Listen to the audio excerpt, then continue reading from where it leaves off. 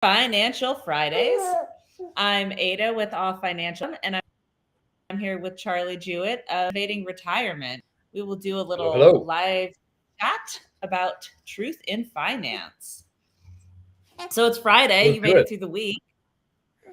I know, I know. I love truth. I mean, if a whole week of telling the truth, it's a good week.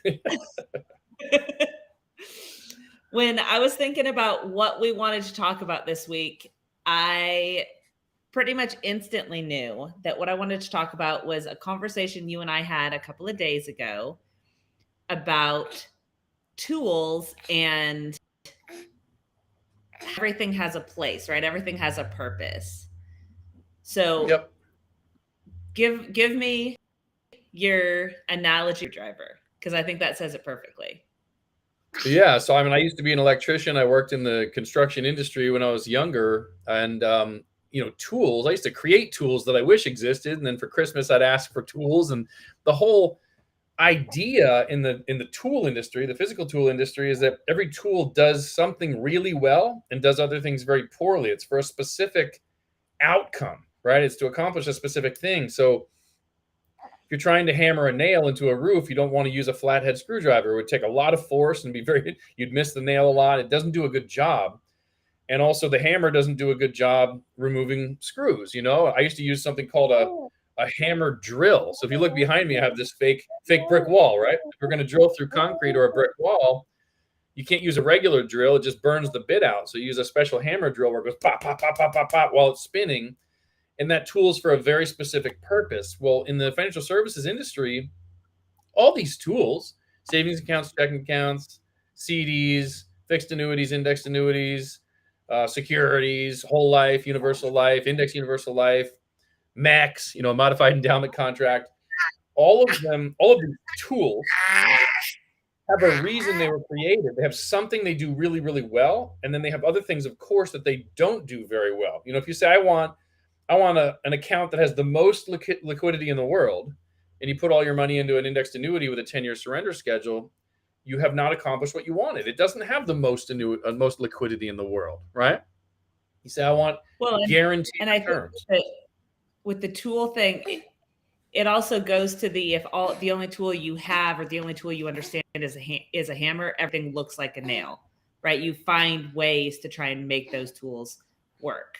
So Yeah, with the liquidity, if you are committed to selling one product, then you will find a way to justify why it's going to fit someone's needs. right. And we're not But the shy here. right way, How does Edward Morgan Lynch, money yeah, manager, solve your problems? Well, the answer to everything is securities, because your problem is that you're not paying me fees. As they see it, your problem is that you're not here, right? So you have to buy what we yeah. sell, and that's a pretty low level. That's not third degree black belt retirement planning. If you're saying I have securities and want to sell them, and what everybody needs is a diversified portfolio of mutual funds or just American funds, for God's sakes. You know what I mean? So that's not a very honest look at what tools are available and what people need. The honest look is, what are your goals? What tool accomplishes it, or what combination of tools? And let's have all of them. Let's use all of them to accomplish your goals. So now let's really get down into specifics, right? Because there is a tool that, when I first started doing this, was not such a good option. It wasn't really one that I would ever think about when I looked at a client's portfolio. And that's the MIGA, because the interest rates were really low. It just didn't fit. It wasn't a good place to grow money. But now, with interest rates so much higher, it is becoming much more applicable. There's much more of a place, right? So we were recently looking at it and having that exact conversation. You've been in the industry a lot longer. You've seen interest rates go up, interest rates go down, and tools go from not being a good fit to being a good fit. And then, obviously things have morphed and contracts change. And so talk to me, first off, tell me a little bit about kind of your history and watching tools change. And then let's kind of talk about MIGA specifically, since that's sort of actively something that's becoming more relevant because interest rates are going up. Yeah, I mean, tools have changed incredibly over my time. I started in 2005, and never sold annuities. I thought annuities were a way for agents to earn a faster commission than doing their job and giving people indexed universal life insurance where their income would be tax-free for the rest of their life. You don't get paid from life insurance until after underwriting, 2-3 months if it takes a while for the insurance company. But with annuities, and you transfer non-qualified money to annuities, you get paid like a week later, but you've just given the person taxable income for the rest of their life when they didn't need it, Excuse me. So in the beginning, I didn't like annuities, and nobody else did either. If you go search, "Are annuities good?" The industry, Google tears it apart. About 4 years into my career, annuities changed in my mind because they had guaranteed income for life, and they became really appropriate for qualified money, not for non-qualified money, because still life insurance is going to probably crush it. But for instance, annuities changed by adding guaranteed income for life, and now some insurance policies even have guaranteed income for life, or they added accelerated death benefit. Life insurance didn't have accelerated death benefit to cover long-term care problems when we started. So tools change over time. And then you mentioned interest rates. Interest rates were low my entire career. If you think about like starting in the early 2000s up until recently, interest rates have always been dirt cheap. Like people were buying homes with 2.25% 15-year fixed mortgages. That's really cheap, right? So as interest rates went up, things like MYGAs now might have a place in somebody's portfolio. So what does MYGA stand for? Let's talk about the specific tool of a MYGA, multi-year guarantee annuity. First letter of all four of those words, MYGA, MYGA. What is a MYGA? It really is basically a CD with an insurance company instead of a CD with a bank, okay? So where can I put money for some time frame? There's only two ways for your clients to make money, and you want to teach clients this. Hey, Mr. and Mrs. Jones, there's only two ways to make money in the United States of America. Risk your principal. That's stocks, bonds, and mutual funds, crypto, gold and silver, buying real estate. You invest the money to where you might make money or you might lose it. That's gambling, right? That's one way to make money. It's very popular, stock market. What's the other way to make money that used to be really popular in the 80s when interest rates were 12, 13, 14%? Commit to a time frame. It's either risk your principal or commit to a time frame. Buy a 10-year CD at 8% and live off the 8%. Give them $1 million, live off the $80,000 of interest every year for 10 years, and at the end, you have the $1 million to reinvest.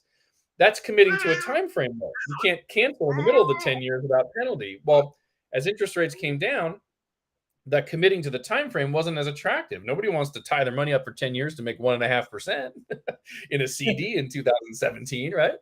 Well, MYGA is the alternative to CDs. It's a commit to 2, 3, 4, 5, 6, 7, 10-year period with an insurance company for guaranteed interest rates. And today, there's 30 companies paying above 5%. You got 5%, 5.25, 5.35, 5.45, 5.65. So where would that fit in someone's retirement plan? Well, in the world of laddering. And if you don't know what laddering is, you can ask us in the group or get in touch. Laddering is a way of living off of your nest egg in seasons. Like, how do I take income for the first 5 years?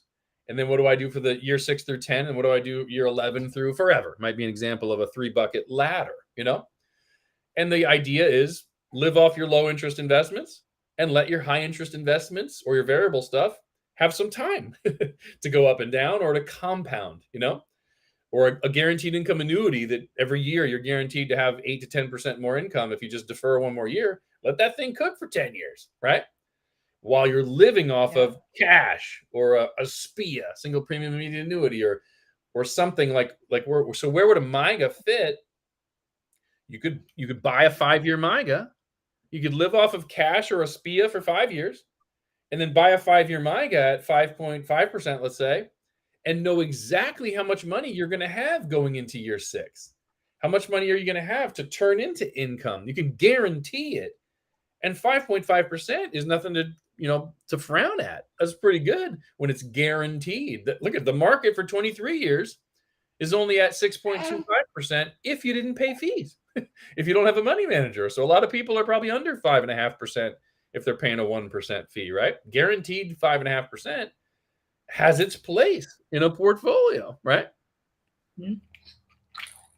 Well, and I think especially for somebody who's looking at the market and going, I'm really worried that we're entering a phase where it's very unstable, where it's going up and down. I don't want to be reliant on just something that's indexed and that's where I'm growing my money, right? I think we're going to go through a few years, we're going to struggle.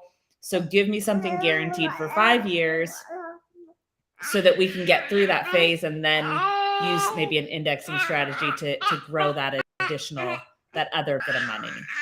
You know, it's kind of a way of getting that guaranteed for something with a much shorter time frame than like an annuity that's growing as you let it sit.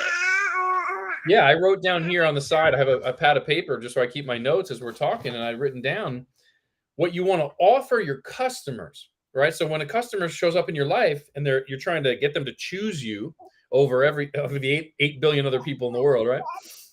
You want to know your stuff and show them that you really know your stuff, that you're a good choice for them to work with, that they're going to get a good result from you. I hesitate to say that they can trust you because that whole trust thing is not my favorite thing, but ultimately it comes down to whether they trust you to do what you say, right? And so I wrote down here on the side, teach your client, your prospective client, listen, here's how we can use low interest to earn high interest. So you live off of something like a SPIA that's really only paying 3 or 4%. And then you have some other money that's at 5 or 5.5.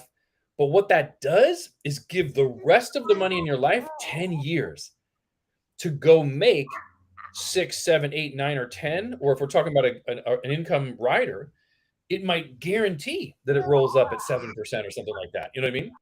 So we're using the low interest investments. They're your friend. That guaranteed low interest gives time to the other chunk of money, and time is really important.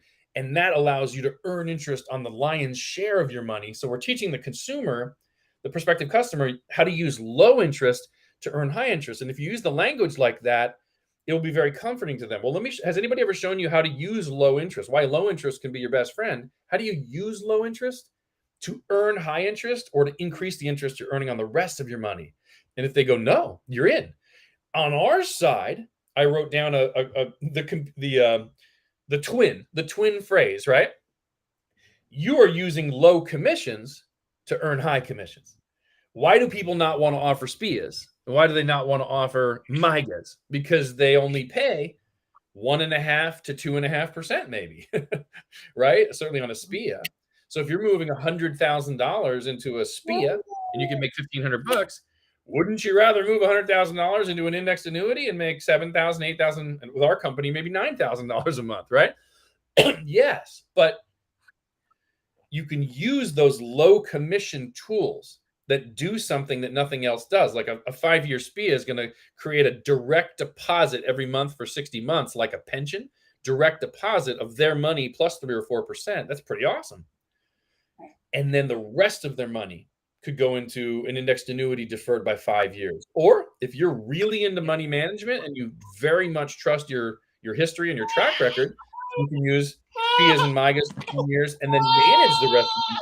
As long as they're being honest with the consumer that this may not work out very well. If we have another lost decade and the market goes down for 10 years, you might have to take an income cut when we get to year 11, right? Well, and I think it's what you're talking about is definitely more on the advanced side.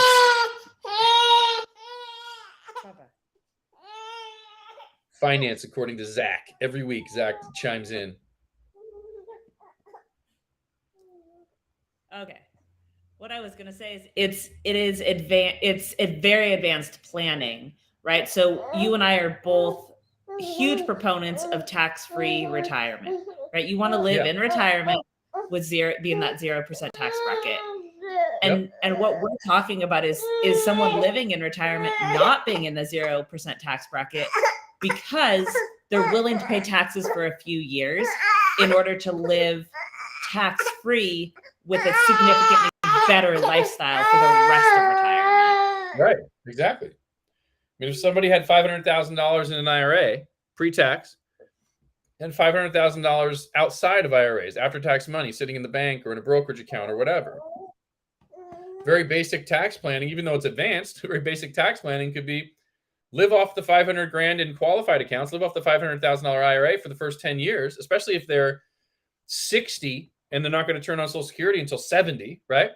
Live off of your qualified money while taxes are low. We think they're going to go up. So live off of qualified money while taxes are low, using a SPIA and a MIGA, or using safer and short-term investments with lower interest, and then put the other $500,000 into a life insurance policy, a maximum funded life insurance policy, 3-pay, 4-pay, 5-pay, or whatever, that creates tax-free income from year 11 on.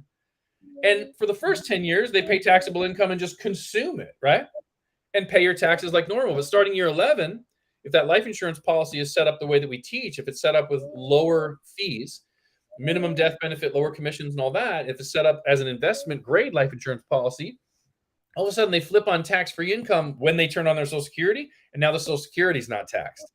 So that basic tax planning of either like live off your taxable income and get it over with and then tax-free forever, or live off of tax-free income, live off of the non-qualified money while the qualified money grows for 10 years and you do Roth conversions, you get it to be tax-free, right? Those are both basic and advanced. They're advanced because most agents don't know how to do that on a third-degree black belt level, but they're very basic in the sense that we're saying, how do we get you by year 11, let's say, to have tax-free income forever? Two different methodologies: consume your taxable and then defer your tax-free stuff, or live off of tax-free stuff for 10 years while using the brackets, the tax brackets that are available to you, 10, 12%, all that, to do the Roth conversions on the big bucket that starts in year 11. Two different ways to do it. By the way, that's not a bad podcast episode. I'm going to take a night that we do take a note here that we do a podcast episode on, two ways to have tax-free retirement, I like it.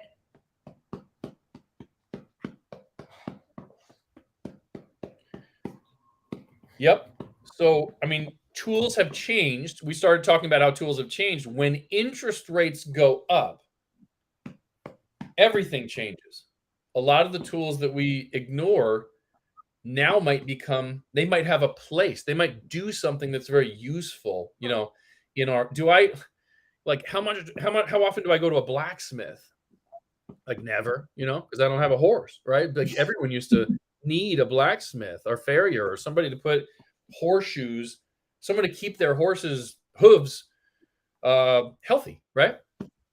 I need to change the tires on my car, sort of the same idea, not as often as a horseshoes, right? But I need to change those tires every 30, 40, 50,000 miles. But as the world changes, then is that a soap opera? No, it's as the world turns, right? As the world changes, we have to make updates. For instance, when I started my career, this thing called an ILIT, irrevocable life insurance trust, was a pretty big deal. If I sold somebody an index universal life policy with $30,000 a year going in for 5 years, I created, even at minimum death benefit, I created a death benefit so high that their kids would have a pretty huge tax burden.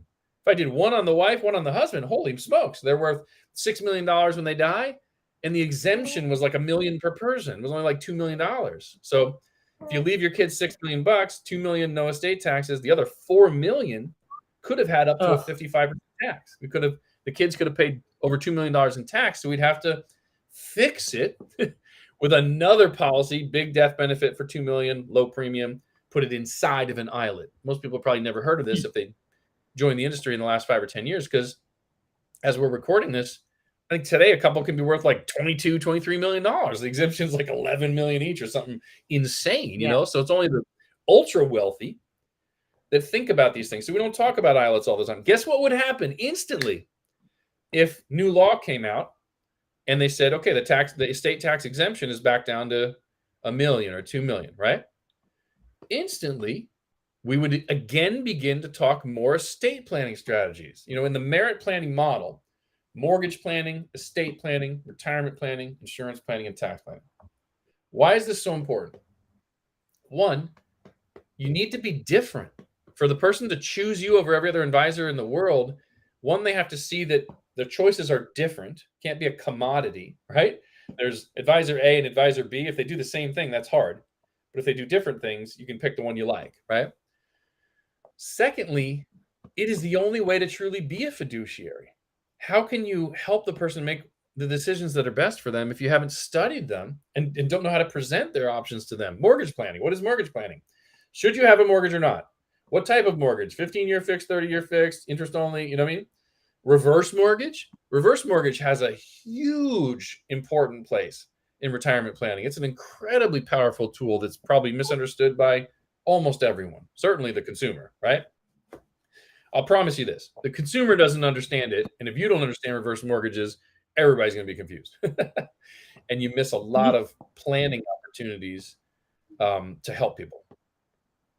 Stuff changes over time. Well, speaking of the mortgages, there's a strategy that last year was a really good strategy, and this year is not because of interest rates change. I don't know if you did this with any clients where they refinance their house and pull that money out, and then they're able to roll that like into the IUL, and they're making enough off of it to pay that mortgage plus additional income because the IUL was performing so much better than those 2% mortgage, which obviously now is not so good with mortgages at 5%, 6%, 7%, 8%, depending on who you are and what the house you're trying to finance. Yeah, I did it. That's all I did from 2005 to 2009, pretty much. I started as a home equity planner because when I learned about arbitrage, and I'm a contrarian, when everyone says 2 + 2 is 5, and I go confirm that 2 + 2 is 4, I don't mind being the one voice, or I don't mind being the minority where everybody else is saying, you're stupid, why don't you teach the same thing we do? I don't mind being a candle in the darkness and proclaiming the truth when I'm able to confirm that it's true. And should you ever pay off a mortgage at 3% with dollars that can earn 5, 6, or 7? No. There's no way to prove that makes any sense, and it's actually more dangerous. It's not even conservative. Paying off your house is the riskiest thing you could possibly ever do with money that could be somewhere else, making the same interest rate or more. So when there's an arbitrage, I wrote a book on this. You can find it on Amazon or go to our website. It's called The 2 Ways to Be Debt Free. Go to renovatingretirement.com. You can download it on Amazon. I think it's $2 or $3 or whatever. But I wrote a book on this because the way money works, if you borrow low and earn a little bit more interest, you get really wealthy. That's what banks and insurance companies do. They pay us 3% for CDs, wow, and then they lend it on houses at 5 or 6. And it's the same money. They just keep the difference. If you can learn to do what the banks do instead of what they tell you to do, you can get very wealthy and you can earn twice as many clients and make them happier. So not only have I been doing that for almost 20 years, I did it for every client that would listen to me. Everybody that would listen, I had them take all of the equity out of their house while rates were low in case it depreciates. We call that depreciation insurance, to create an arbitrage, to borrow low, earn high, where the new investment is making your payments and you're keeping the difference. And as everybody knows, Indexed Universal Life comes with some pretty fantastic side benefits. If you die, your family gets 3 times as much as what the mortgage was. So they pay off the mortgage and then they get an extra $1 million or $2 million to take care of them. If you go in a nursing home or have Alzheimer's or something like that, long-term care, you can spend the death benefit instead of your cash, right? If your house depreciates or gets destroyed in a flood or a fire and dies, you tell the insurance company, I'm sure sorry. You tell the bank, I know I owe you $500,000 and there's no more house. I'm sure sorry. You and the insurance company work it out. Whereas if you don't owe anything on the house, the bank is not involved and you and the insurance company are trying to work it out, and you're fighting a company with better attorneys than you, to be honest. More money, better attorneys. It's sad, but it's true. So the riskiest thing you could ever do with a mortgage, I know it's contrarian. Everybody sit down, take a breath. The riskiest thing you could do if measured properly, what are the things that can happen in my life? And what would it be like if I had no mortgage versus having a big mortgage and access to all the money in life insurance? The most aggressive, riskiest thing you could do is store all the equity inside your house and not have access to it when rates go up, when banks stop lending, when the house is compromised by a flood or a fire, or when you lose your job. Trying to get permission to get equity from a house when you have no job or when there's no house because of a natural disaster is impossible. But having no job, having no house, having rates go up, having no banks that lend, when you already have the big fat mortgage, $500,000, and the $500,000 plus all your interest, $600,000 sitting over here, you have $600,000, you owe $500,000 on a balance sheet, you're debt free. You're just using liabilities the way the smartest minds in the country do, insurance companies and banks. You're using liabilities as an asset. You have a liability that you could always pay off whenever you want to by snapping your fingers, taking money from the right pocket, putting it in the left pocket. But like the wisest, wealthiest individuals in the United States of America, you never pay off the low interest liability with the high interest dollars because it's stupid, because it costs you money and adds risk. Listen, if anybody else will take one of your risks and not charge you, do it. Do it. If a bank says you can have all the money, you can have 80% of the equity right now and pay us a tax deductible mortgage. If you set it up properly, it might be tax deductible. And then you give it to another company that says when the market goes down, you won't lose a penny and we'll pay you 80% of what the market does when it goes up, and you never have to pay taxes either. And if you ever borrow from it, there's no monthly payments and your debts are forgiven when you're dead from the death benefit. Hey, right? When you get those two people, two entities offering you two good things and they'll carry all the risk, case closed. I don't care if it's non-traditional or contrarian. Safer is safer. Conservative is conservative. Truth is truth. Truth in finance, baby. Well, and I think that makes right now such an interesting time because we're seeing, if you go and refinance your house, the interest rates are so much higher than they were last year. And we're entering a period of like, what is the market going to do? Everyone's talking about this big recession we're going into, or we're already yet. And so it really, to me, it is home the need to remain vigilant of current circumstances, right? Yeah. So, because exactly what you're talking about, I ran an illustration for someone looking at, hey, you have all this equity, you're about to pay your house off.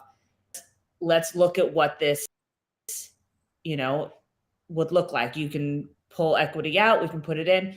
Well, they had to think about it. 6 months later, they come back, we run it all again, and interest rates had gone up so much that the numbers did not make as much sense, right? Suddenly all other factors were coming in. It was no longer like a slam dunk. This is a no-brainer. Yep. If they'd pulled the trigger, I think it was ultimately like 8 months earlier, they would have been locked in with that really low mortgage. And then they'd have had time to earn all this, it would have made complete sense. So the timing is also that, I need to think about it. This isn't a stagnant industry, not at all. No, people that said I need to think about it lost the opportunity for locking in low interest for 30 years, no matter what happens. Now, in the meantime, I haven't built a home equity plan in the last couple of weeks, but in the meantime, it would be very interesting for you and I, maybe off camera, we can look at it. SPIA rates are so high now. And how do you cover the first 5 years? How do you cover the first 5 years of somebody's new mortgage payment in the most advanced home equity plan with a SPIA? They get a $500,000 mortgage and take out $500,000. There's some piece of that $500,000 that goes to just cover the mortgage for 5 years. And the rest is funded over 5 years into an IUL, right? Index Universal Life Insurance policy. Yeah. And then the tax-free distributions cover the mortgage payment. What will be interesting with today's tools, because so much less money has to go into the SPIA to cover that mortgage. Yes, the mortgage is higher, but less of what comes out goes in, which means there's more left over for the IUL. Or maybe on the IUL side, it's not all IUL. Maybe it's a blend of the types of annuities that we've seen that in year 11 have increasing income, So maybe it's 100,000 goes to the SPIA, 100,000 goes to an annuity with increasing income, and 300,000 goes to the IUL. And that plan, the way that when interest rates go up on mortgages and interest rates go up on all the tools where we're creating the arbitrage, sometimes there's still always that window, right? And you make a good point. Yeah, you make a good point, because I think the last mortgage I saw was a little bit lower.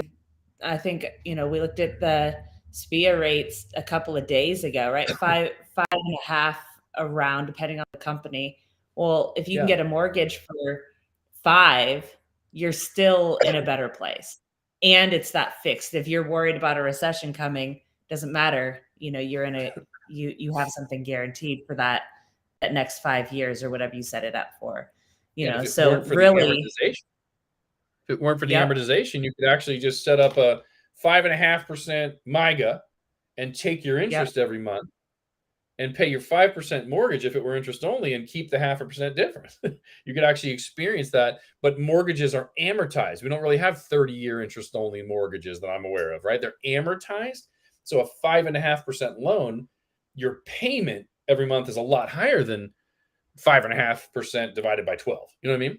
So that has to be covered somehow. But when, I mean, generally speaking, mortgages are based on bond rates. I was a mortgage professional for a long time.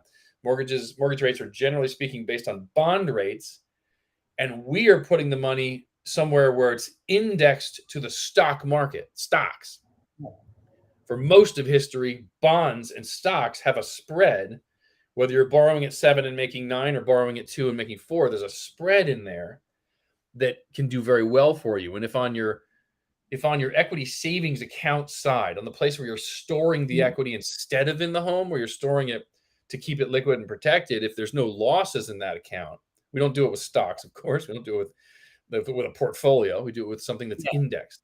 If there's no losses on that side, sure, you could have a year the mortgage was 5.5 and we made nothing over here, or we made nothing and the cost of insurance came out. So on a 1-year measurement, you go, it wasn't a good deal for that one. Well, we don't do these on 1-year measurements. The decision to leave money in your house till you're dead, that 30, 40, 50, 60-year decision to leave the equity in your house until the day you die, of course, that's long-term. That's as long-term as it gets. It's until the end when you're dead. You don't get any more long-term than that, right? So that long-term decision, or should I leave it over here, or should I separate it and have a liability and an equal asset that's compounding? Over time, it works phenomenally well. You just might have 1 or 2-year periods where if you wanted to be depressed, you can measure it over a 1 or 2-year period. So a little bit off topic, but with a sort of personal story, I think that houses are one of those things that people just view it differently, right? And so you have this paid off house and it suddenly becomes people feel those family members come out of the woodwork thinking that they're going to like make a money grab for it. I had a neighbor who had a paid off house and he suddenly had a relative, a cousin, nephew, something like that, that needed to come stay with him. Oh, I'll come help you. You're getting older, blah, blah, blah. Well, he finds out that nephew was intending to live there long enough to sort of establish himself and was going to try and off his uncle so that he could, just continue to live in the house because he didn't have some grand financial plan. He just wanted a house that was paid off. It's a very tangible asset that people are like, oh, I want to inherit that. I want to grab that. Sell, it's a lot easier to understand than something that's kind of nebulous that say nobody needs to know about except you and the people that are involved in your financial world, be that an advisor, spouse, whoever. But no one's going on Zillow and looking up what your life insurance is worth or what your IRA has or, what you have in a retirement account. But people can go on Zillow and look at the Zestimate and be like, oh, you have money. I want it. Oh, no, sorry. I still have a mortgage. I'm paying on it. I'm not so wealthy like you thought, please don't kill me. I know. Don't kill me. Don't kill me. Yep. There's no great inheritance here, only for the people I want it. We're talking about 2 changes that are both driven by interest rates. Interest rates on investments went up, so MIGAs might make sense, and interest rates on mortgages went up, so home equity planning is different today. Right? It may not be as slam dunk as it was in maybe based on the person's situation and their beliefs. You can do home equity planning and not make an arbitrage. You can pay 6% on a mortgage and make 5.5% somewhere else and choose to lose money for the guarantees. That's called insurance. We do it all the time. I don't make money on my car insurance. I don't make money on my fire insurance on the house. It's a cost that's worth it. My life insurance. I don't make anything on my life insurance, right? Is it someone else is going to be okay if I die? It can be a negative arbitrage for all the other benefits. It's just really comfortable when it also makes you get the insurance and it also makes you money, Yeah. Oh, that's the cherry on top for sure. Matter of fact, if we did a negative arbitrage plan, let's say mortgages were at 7, and we said 7% and your investments only grew at 5, and for 30 years, you're 40 years old or 50 years old, for 30 years, you'll still be alive at 70 and 80 probably. For 30 years, you paid more than you were earning. You had to pay out of pocket. You know what I mean? Your mortgage payment was $3,000 and your investments only gave you $2,500. So you paid $500 a month out of pocket for this plan, but you used life insurance as where you stored the money. I'll bet you when that mortgage goes away in 30 years and you turn on lifetime income from that insurance policy, that you're making $40, $50, $60, $70,000 a year tax-free for the rest of your life. So what does that mean now? That means you invested. One of your retirement planning strategies was to pay $500 a month for a mortgage. So that all the money could be invested. Remember, a chunk of money, I don't know if we've talked about this before, a chunk of money, you put a chunk of money somewhere and let it grow for 10 years versus, what a good example? Say you're going to do $1,000 a month, which is $12,000 a year for 10 years. That's $120,000 you're going to invest, right? If you do it slowly, like everybody saves for retirement, you put $1,000 a month in, you wait a month. You put $1,000, you wait a month. You put $1,000, and you do that for 10 years, 120 months. You have invested $120,000, and you end up, let's say it grew at 6 or 7%. You end up with an amount of money.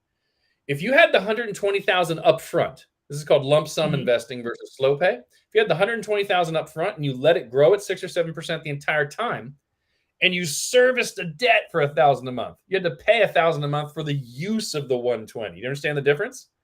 It's all in for the whole 10 years, or it goes in slowly over 10 years. That same investment of $120,000, that same $1,000 a month payment, you end up with 38, 40, 50% more money if you can get the chunk of money in up front and let it cook for 10 years. That's why we're such big fans of renting money, of arbitrage, of using other people's money when they give you the lump sum, and you can service it for 10, 20, 30 years with depreciating dollars. If you did this plan we're talking about, even if it cost you money, negative $500 a month, you did it for 30 years because the entire chunk of equity you took out grew the entire 30 years, you have no idea. As an investment, like return on investment, the rate of return on that $500 investment versus slow paying a 401k or slow paying anything, even slow paying an index universal life insurance policy.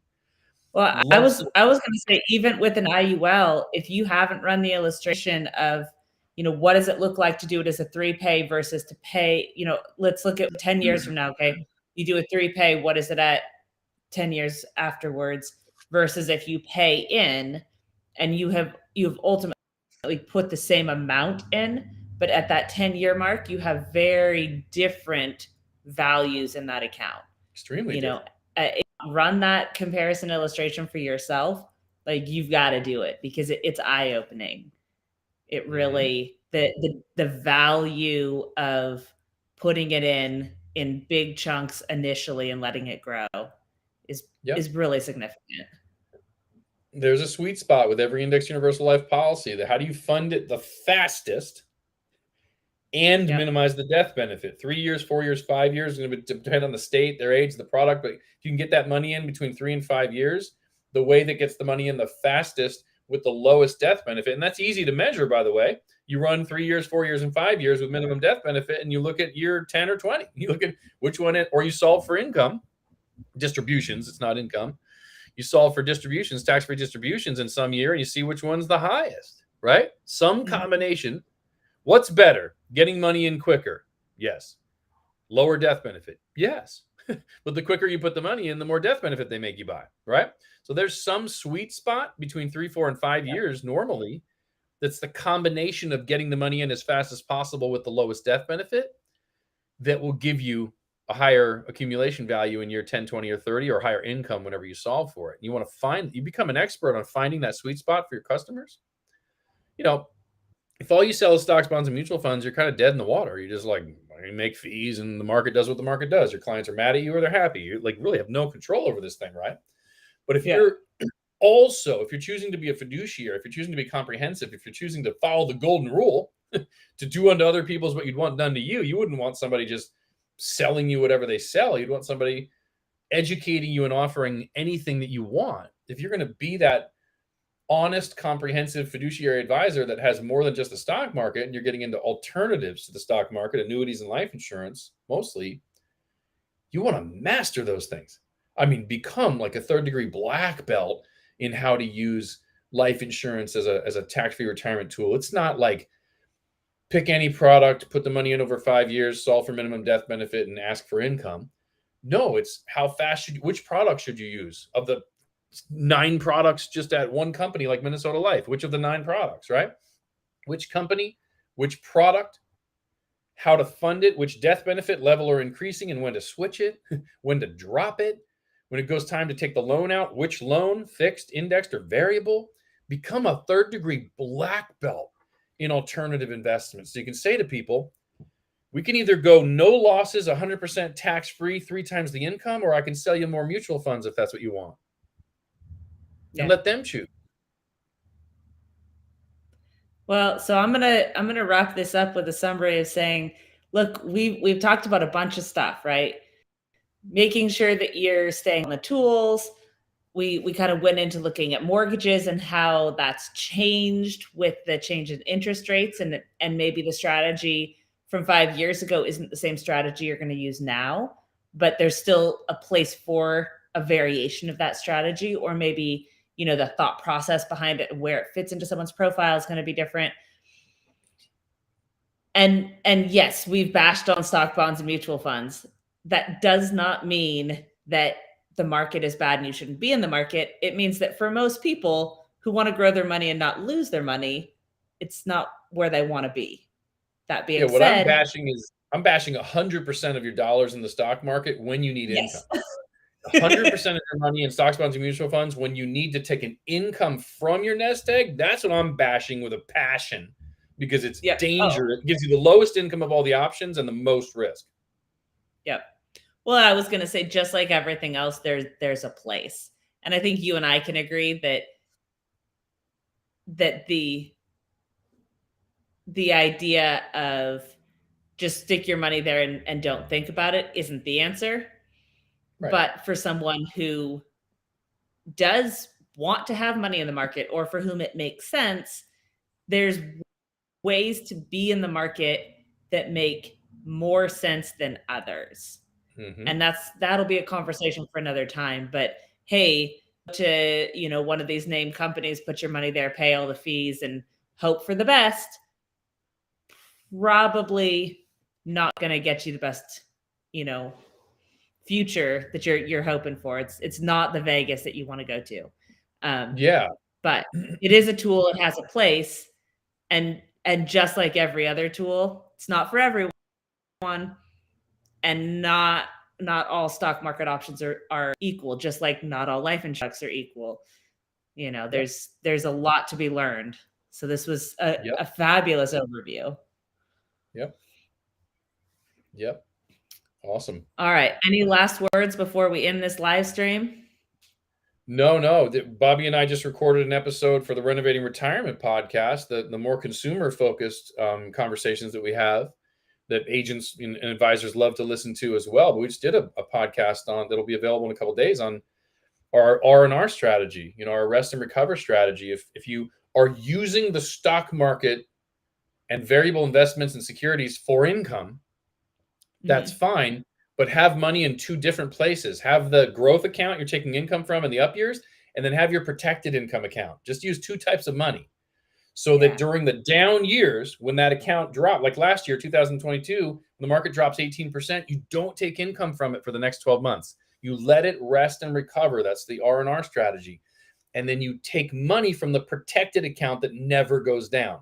You don't have to use a guaranteed income for life annuity if you don't want to. Just have money somewhere, like a life insurance policy or an indexed annuity, where it will never go down, so that during it's usually 1 year, usually a 1-year adjustment in the market. If you go back to 1950, when the market goes down, you give it a break. You give your growth account a break.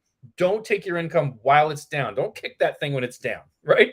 Nobody wants to be punched in the face when they have the flu. If your account is sick, leave it alone. Let it rest and recover. Take money from the protected income account, going back and forth with those 2 accounts.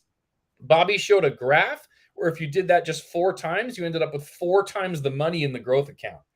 Taking income from the growth account after it loses money will destroy your retirement, your client's retirement. Teach them to everything today shows we're not in the 70s, 80s, 90s anymore. It used to work with only one type of money. But because of the lost decade, it doesn't work anymore. We need two types of money. You need a protected income, a protected account where the balance never goes down, and then you need your growth account. During the years where you make a ton of interest, live on it, baby. Take your money out. Do it. When it goes down and you have less money to work with, don't take more out. Let it rest and relax. Live off the protected income bucket. When the market has another positive year, you go back in, start taking your income from there.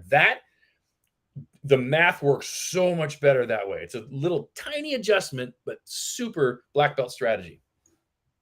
Oh, I like it. We may have to do a live stream on that topic, because that's one of those simple but very advanced kind of planning tools and concepts. And it's awesome because the protected account can be a reverse mortgage that every 7 years you take a distribution from the line of credit. It can be an indexed annuity where you're allowed to take out up to 10%. It could be universal life insurance. It could be cash. It could be a lot of different things. You just want the money. You don't want all of the money in your life going up and down. And when it's down, you take it more down by taking distributions. Distributions are guaranteed losses, and you're killing your sheep. You're taking away the dollars that can be there to earn interest when it recovers. And it always does recover. It goes down 18, and then we go up 10, 28, 12. You know what I mean? You need all the dollars possible to be there to earn that rate of return the way math works and compound interest. Don't kick it while it's down. You got to have two types of money. And if you want to learn how to really sell annuities and life insurance, start talking to people about, do you want one type of money or two types of money? Here's the difference. Well, and I think a good understanding of exactly the concept is the answer to someone says, no, I need to have money in the market. That's what makes my heart go pitter pat. I feel good about that. Okay, cool. Here's how to make your plan better, you know? Yeah. Let's leave money in the market. Do you want all of it there, or do you want some of it there? And here's the difference. Yep. The difference is running out of money or not running out of money. So when you say I need to be in the market, I need to enjoy it, right? Like, I enjoy eating at restaurants. And if somebody said, do you need to eat breakfast, lunch, and dinner at restaurants every day? I'd say no. I need to go out to a nice dinner twice a week, right? It's not all of it, right? Okay, I need the market in my life. I enjoy it. Okay. Do you need every dollar in your life to be at risk? And when you're taking income, you're hurting yourself. Or, do you need every dollar in your life to be at risk, even if it destroys your financial plan or puts you at the risk of running out of money? Or can you live with some percentage that solves all these problems? Can you go half and half? Can you go the old 60-40, but 40% in the market and stocks and the other 60 in your protected account? You know what I mean? Can we have some, whatever? You're just asking them. We are service professionals. We're not supposed to be selling. You're not supposed to be steering someone into something they don't want. We're supposed to be saying, what do you want? Do you know all your options? Now that you know all the options that exist, do you still want what you have, or would you like something changed? You have 100% of the money in your life in the market because you love it. You love to watch CNN or whatever, like CNBC or whatever the financial channels are, Yahoo Finance. Do you want all of it there if it hurts you? Or could you live with 50-50, right? And you just let them decide. Because guess what? The client who says, I want 100% of my money in the market and I'm not open to anything, you could say, can I manage it instead of your current manager? Can we compare? That's fine. But there's not much of a sale. That's not even a prospective client for alternative investments that work better, because they're telling you, I don't want. It's like trying to sell your vegan store to a carnivore, somebody that eats paleo, or I don't know what the carnivore's diet. Like, all they eat is things that bleed. You know what I mean? They think vegetables are bad for you, and you're like, come to my vegan store. No, they don't want it, right? Find out what people have, find out what they want, and then compare what they have to what they want, and say, you don't have what you want. Would you like me to help you fix that? Yep. I love it. All right. Next week, Friday, we'll talk about truth in finance. Obviously, our conversations are focused towards agents and advisors, but open to everybody who wants to learn deep, dark secrets. and reach out to us with extra questions, topics, or anything else you want us to dive into. Thank you, All right. Charlie. Have a good week, everybody. Of course.